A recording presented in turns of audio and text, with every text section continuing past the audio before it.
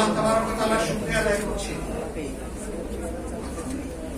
সারা বাংলাদেশের প্রত্যন্ত অঞ্চল থেকে শুরু করে রাজধানী পর্যন্ত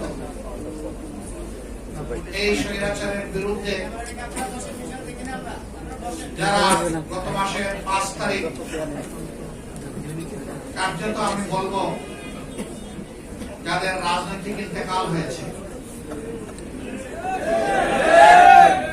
এর আগ পর্যন্ত তারা 15.5 বছর মানুষকে নির্যাতন করেছে, জুলুম করেছে, অধিকার কেড়ে নিয়েছে, অদেখা অলিখিত পায়ে বেড়ি, হাতে হ্যান্ডকাপ আর 2 টুটে তারা তালা ঝুলিয়ে দিয়েছিল। একটা ভয়ের সংস্কৃতি তারা চালু করেছিল। মানুষ কথা বলতে চতুর্দিকে একবার তাকায় নি, আমার কথা কে শুনছে, পরবর্তী কনসিকুয়েন্স আমার কি হতে পারে, এগুলা চিন্তা করে মানুষ তার মনের কথা মুখে প্রকাশ করতে ভয় পেত, প্রকাশ করত। যারা 2-1 জন সাহস করে প্রকাশ করতেন তাদের পরিণতি কি হয়েছে আমরা সেটা দেখেছি।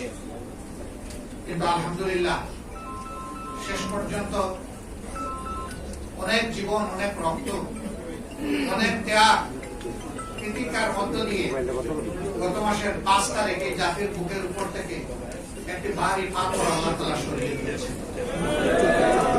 রবের দরবারে শুকরিয়া আদায় করি, আলহামদুলিল্লাহ।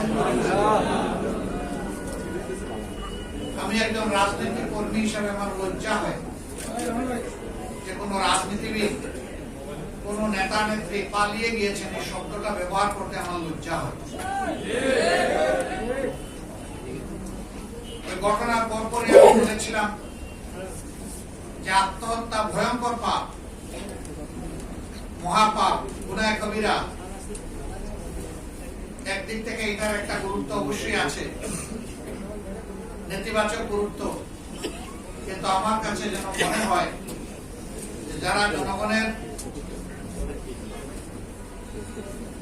খেদমত করার দায়িত্বে এসে জনগণের মালিক বনে গিয়েছিলেন, তারা যখন মিথ্যা মালিকানা ছেড়ে কে কোন দিকে পালাবেন, সেই পালিয়ে যাওয়াটা এর চাইতে আমার কাছে মনে হয়েছে ভয়ঙ্কর রাজনৈতিক দৃষ্টিভঙ্গি।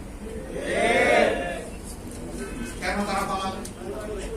পালাতে হলো কেন? তারা জানেন তারা কি পরিমাণ অপকর্ম করেছে, মানুষের উপর জুলুম করেছে, মানুষের হক নষ্ট করেছে, সম্পদ লুণ্ঠন করেছে, দেশের বাইরে টাকা পাচার করেছে, অন্যায় অত্যাচার করেছে। তাদের হাতে অত্যাচারিত হয়নি এমন একজন মানুষও বাংলাদেশে খুঁজে পাওয়া যাবে না। এমনকি তারা তাদের উপরে অত্যাচার করেছে। তাদের ইনফাইটে 450 মতো তাদের সহকর্মী তাদের হাতে মারা গিয়েছে। এরা কত ভয়ঙ্কর! যারা নিজেদের কর্মী একই প্লেটে যারা একসাথে ভাত খায় ভাগাভাগি করে, সেই লোকগুলা তার আপন কর্মীকে হত্যা করতে যাদের দ্বিধাবোধ হয় না, জনগণের বুকে ছুরি কিংবা গুলি চালাতে তাদের দ্বিধাবোধ হওয়ার কথা নয়।